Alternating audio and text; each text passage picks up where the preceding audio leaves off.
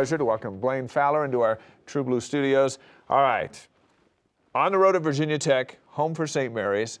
I figured it would probably be lose at Virginia Tech, beat St. Mary's, and I was completely wrong, and a lot of it had to do with the three ball.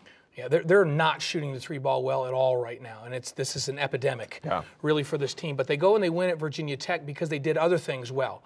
And Virginia Tech's not as good offensively as St. Mary's, but when you go on the road and you shoot 33%, you should lose. But if you can create 23 points off of turnovers and you can go 21 of 24 from the free throw line, then you can salvage the game and you can win. But they didn't shoot well back there. But when they get St. Mary's, all of a sudden you're playing against a team that's really good, a legitimate top 10 team, perhaps, with a lot of depth that can score and can defend. And so the lack of three-point shooting really showed up. Now, what is going on with the three-point shots?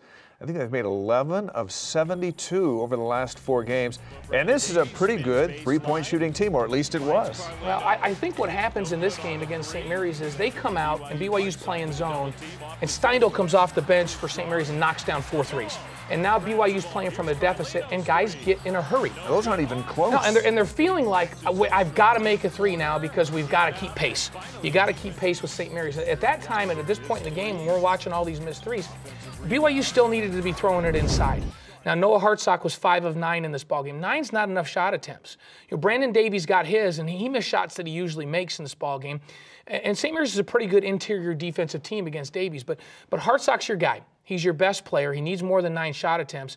And BYU got in a rush. And we've heard Dave Rose say a couple of times that they're rushing threes. So he wants them to play fast, but when it's time to shoot the shot, he wants them to square up and finish their follow-through and everything. And you get the sense when they got behind in that ball game that shots were being rushed. And threes aren't going to fall when you're rushing. Second half, they kind of regrouped, made a little bit of a run, and Matt Carlino, who we'd heard from a few moments ago, started driving with the basketball, and that kind of changed things, at least for a little bit.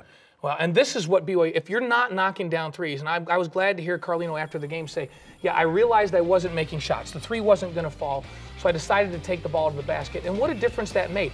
That changes things for the rest of this offense. And we saw him score a bunch of points. Now, if BYU had started out like this with him driving, that would have opened up guys in other spots. He would have been able to dish the ball eventually and get easy dunks and easy layups for his big guys, kick it to the perimeter, where three-point shooters could be sitting, waiting in shooting position to knock down threes. And so we need to see more of this. And Matt Carlino recognized that in the second half. And it was a great little run for him.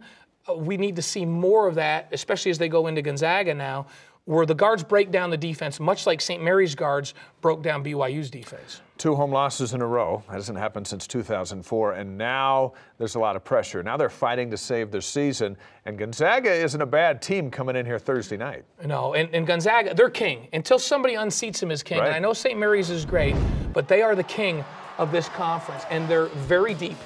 They're extremely balanced, and they're going to cause BYU some problems in terms of size inside. Sacre is a 7-footer.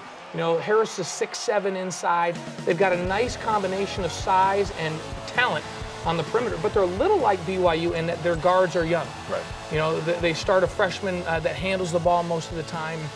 This is going to be a great matchup, and this is a must-win. You hate to say must-wins, but for BYU, you look at the balance that this team has.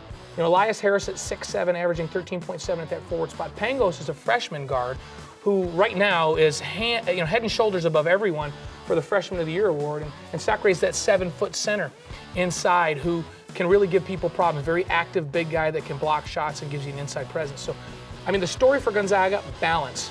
And BYU's going to have to play a complete game.